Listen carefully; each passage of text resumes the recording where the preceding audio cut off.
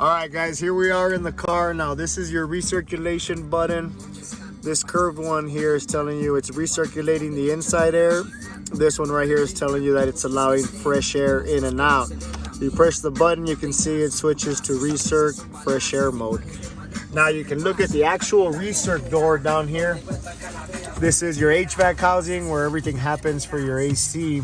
Now you can see the door here opens and closes. So your switch over there controls this movement. The way it does is by controlling a little electric motor here called a blend door or mode door actuator. It's electronically controlled, gets a signal from the computer, makes it turn and does its thing. What we're checking here is we're making sure that the door is loose, it's not binding or physically broken. We can see it looks good. Now the next step is to make sure the actuator is getting its signal to go ahead and open and close or do whatever. We've located the 12-volt source pin here.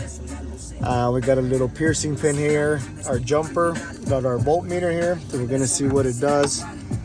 We have it currently in fresh air mode, so here we go.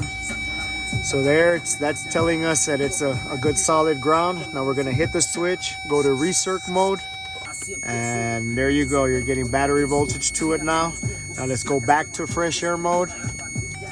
There, the voltage is gone, so you've eliminated every other possibility except this motor.